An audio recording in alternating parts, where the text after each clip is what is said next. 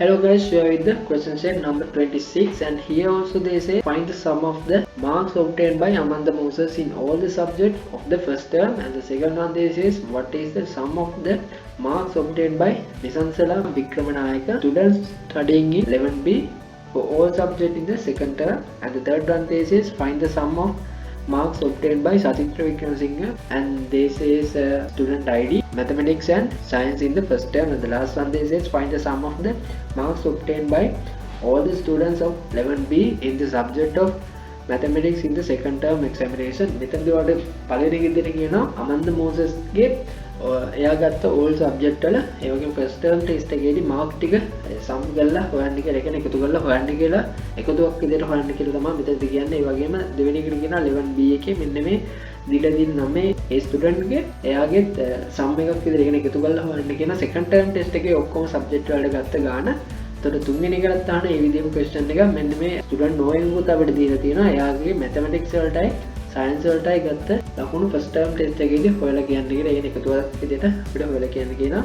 එතකොට අන්තිම එකේ විදිහට අහනවා 11B එකේ මැතමැටික්ස් වලට සෙකන්ඩ් ටර්ම් ටෙස්ට් එකේදී ගත්ත ලකුණු ඔක්කොම එකතුවක් විදිහට හොයන්න කියලා දෙනවා මුළු පන්තිෙම ඉන්න ළමයිගේ. ඉතින් අපි මේ ටිකත් දැන් හදාගෙන යනවා. එතකොට අපිට මේ ක්වෙස්චන් එකේදී අහනවා සම් එකක් හොයන්න කියලා, එකතුවක් හොයන්න කියලා අමන්ද මොසස්ගේ එයා කරපු ඔක්කොම සබ්ජෙක්ට් වල. ඒ වගේම ෆස්ට් ටර්ම් එකේදී එයාගේ සබ්ජෙක්ට් වල ඔක්කොම එකතුවක් හොයන්න කියලා. එතකොට මේකෙදී අපිට අර කලින් අපි min max එතකොට average දාගත්තා වගේ මෙතන අපි use කරනවා sum කියන ඒ keyword එක. එතකොට මේකෙදී අපි ගන්නවා student exam mark record mark එක. ඒකත් ඉන්නේ student exam mark record කියන table එකෙන්. ඊට පස්සේ අපි inner join කරගන්න student එක, ඒ වගේම exam term එක, ඊට පස්සේ on කියන keyword එක අපි use කරනවා. මේකේ student exam mark record එක student index number එකෙන්, ඊට පස්සේ ඒක තියෙන student එකේ මෙන්න මේ index number එකට සමානයි. ඊට පස්සේ inner join කරන exam term එක, ඊට පස්සේ on කියලා දාලා student exam mark record එකේ exam term id එක, ඒ පස්සේ ඒකම තියෙනවා exam term එකේ term id එකෙන්. ඊට පස්සේ අපි එයාලා දීලා තියෙන condition ටික ගන්න මේ විදිහට where කියලා දාලා exam term එකේ term id එක, කියන්නේ term name එක අපි මෙතන ගන්නවා. මොකද අපි term id එක අපි කලින් දුන්නා. එතන මෙයාලා දීලා first term කියන එකේදී වෙන්න ඕනේ. ඊට පස්සේ n කියලා දාලා student ගේ first name එක Amanda, එතකොට එයාගේ last name එක Moses කියන එක වෙන්න ඕනේ කියන එක. ඊට පස්සේ මේකත් අපි execute කරගත්තම මෙන්න මේ දෙන 265 කියන, කියන්නේ 265 කියන answer එක තමයි වඩෙන්නේ. ඒ කියන්නේ එයාගත් ඔක්කොම විෂයන් වල එකතුව answer එක විදිහට වටෙන්නේ. එතකොට second එකේදී අහලා තියෙනවා නිසංසලා වික්‍රමසිංහ කියන කෙනාගේ class එක වෙන්නේ 11B. එතකොට එයාගේ second term එකේදී sum එක හොයන්න කියලා එයා කරපු subject වල. එතකොට ඒකෙදිත් අපිට එයාලා දීපු condition ටික දාලා අපිට මේක වෙනස් කරගන්න පුළුවන්. මේක අයින් කරලා මෙන්න මේ විදිහට අපි අර කලින් විදිහට sum එකක් තමයි හොයන්නේ. එතන මේකෙදී අපි student කියන table එක, ඒ වගේම class එක, exam term කියන මේ tables තුනම දා ගන්නවා. ඊට පස්සේ එයාලා දීපු condition එක මෙතනින් දෙනවා. second term එකේදී ඒ වගේම ස්ටුඩන්ට් කෙනෙක්ගේ නමක් දාලා තිබ්බ හින්දා මෙන්න මේ ස්ටුඩන්ට් ගේ ෆස්ට් නේම් එක නිසංසරා කියලා අරගෙන එයාගේ ලාස්ට් නේම් එක වික්‍රමනායක කියන එක මම මේ විදිහට අරගන්නවා. එතකොට මේකෙදි අපි එයාලා තිබ්බ කන්ඩිෂන් ටික ගත්තා. ඊට පස්සේ එයාලා තිබ්බ ක්ලාස් එකේ ක්ලාස් නේම් එක මෙන්න මේ 11B වෙන්න ඕන කියන එක අපි ඒකත් දාගන්නවා. ඊට පස්සේ මේකත් අපි එක්සිකියුට් කරගන්න තියෙන්නේ. එතන මේ විදිහට 248.5 කියන ආන්සර් එක තමයි එයාගේ ඒ ඔක්කොගේම එකතුවක් වෙන්නේ. ඒ කියන්නේ යාගේ සයන්ස් එකේ, වගේ මැත්ස් එකේ, වගේම සිංහල කියන සබ්ජෙක්ට් තුනම ඒ එකතුව තමයි මේකදී අපි සම් කියලා දාලා අපි හොයලා තින්නේ මේ කාගෙද මෙන්න නිසන්තලා වික්‍රමනායක කියන ඒ ස්ටුඩන්ට් ගේ. ඒතර ඒක තමයි සෙකන්ඩ් එකට ආන්සර් එක වෙන්නේ. එතකොට තර්ඩ් එක බැලුවොත් ඒකෙදී අහලා තිනවා අතිත්‍රා වික්‍රමසිංහගේ. එතකොට එයාගේ ඉන්ඩෙක්ස් නම්බර් එකකුත් අපිට දීලා තිනවා.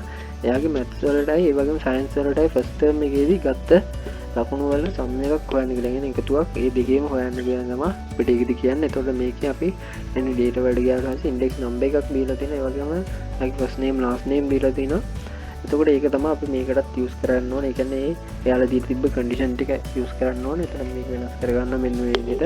එතකොට මේකෙදි අපි දානවා අර කලින් විදිහටම student exam mark record එකේ mark එක, ඊට පස්සේ student exam mark record කියන table එකෙන් තමයි මේක ගන්න. ඊට පස්සේ inner join කරනවා student on කියලා දාලා student exam mark record එකේ student index name එක ඒක සමාන වෙනවා student එකේ index number එකට. ඊට පස්සේ join කරන subject එක ඊට පස්සේ on කියලා දාලා student exam mark record එකේ subject id එකට ඒක ගන්නවා. ඒකේ subject එකේ subject id එකට සමාන වෙනවා කියලා. ඊට පස්සේ inner join කරනවා exam term එක. ඊට පස්සේ on කියන keyword එක දානවා student exam mark record එකේ exam term id එකේ අපි ගන්න. ඊට පස්සේ exam term එකේ term id එක සමාන වෙනවා කියලා අපි දෙනවා. ඊට පස්සේ යාලා දීලා තිබ්බ කන්ඩිෂන් ටික තමයි මෙතන ගාගන්න. ඒතර වෙයා කියලා දාලා exam term එකේ term name එක වෙන්න first term. ඊට පස්සේ n කියලා දාලා student එක first name එක සතිත්දා. ඊට පස්සේ last name එක student ගේ n කියලා දාලා අපි වික්‍රමසිංහ කියන එක අපි දෙනවා. ඊට පස්සේ යාගේ තවත් යාලා දීලා තිබ්බා student ගේ index number එක මෙන්න මේ n කියලා දාලා යාලා දාලා තියෙනවා subject දෙක.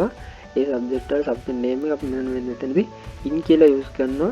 අපිට එකක් නෙමෙයි අපි දෙකක් වෙන හින්දා mathematics වලටයි ඒ වගේම science වලටයි මේ sum එක තමයි අපිට හොයන්න ඕනේ. අපි මේකත් execute කරගත්තම ඒ දෙකේම විතරක් එකතු 101.74 කියන ආන්සර් වලට ඒකෙත් ලැබෙනවා. එතකොට ඊළඟට ඒ කියන්නේ last එකට යාලා අහලා තිනවා මේකදී අහලා තිනවා students ලගේ එකතුවක් හොයන්න කියලා. ඒ කියන්නේ මොකේ එකතුවක්ද 11B කියන class එකේ ඉන්න students ලගේ maths වලට ගත්ත ලකුණු වල එකතුවක් හොයන්න කියලා. ඒ වගේම second term කියන යාලා condition දීලා තියෙනවා. දැන් මේක වෙනස් කරගමු. ඒකේ sum එකක් හොයන්න ඕනේ හින්දා අපිට මේ විදිහට දාගන්න පුළුවන්. එතන මේකදී අපිට join කරගන්නවා student දැන් class එක ඊට පස්සේ subject කියන tables ටික ඊට පස්සේ ආයෙ අපිට exam term එකක් කියලා දීලා තිබ්බේ හින්දා ඒකත් අපිට ඒ තුනම අපිට දාගන්න පුළුවන්. ඊට පස්සේ මේකත් අපි student exam mark record කියන එකෙන් තව මේක අරන් තින්නේ. වෙන වෙනම අපි ඉන join කරලා කියන්නේ join query use කරලා අපි ටික අරගෙන එයාලා දීලා තිබ්බ condition එක තමයි මේ අන්තිමට දාගන්නේ. ඒ කියන්නේ condition එක මොකක්ද? term එකේ term name එකක් දෙනවා second term කියලා. ඒ වගේම n කියලා අපි දාගන්න. ඊළඟ alex condition එක class name එක වෙන්න ඕනේ 11B එක. ඊට ඊළඟ condition එක වෙන්න ඕනේ subject එකේ subject name එක කියලා දෙනවා maths කියලා. එතන අපි ඒකත් mathematics කියලා දාගන්නවා. ඊට පස්සේ අපි මේකත් execute කරගත්තම මෙන්න මේ දෙන 301.06 කියන ආන්සර් එක තමයි ඒකෙදිත් එන්නේ. ඉතින් මේ විදිහට තමයි ඒ question වලටත් අපි ආන්සර් හොයාගන්නේ. ඉතින් මම හිතනවා ඔයාලට තේරෙන්නේ නැති කොහොමද අපි මේ ටික ගත්තේ කියන එක. ඉතින් මේ විදිහෙම තවත් වීඩියෝ එකකින් හම්බෙමු.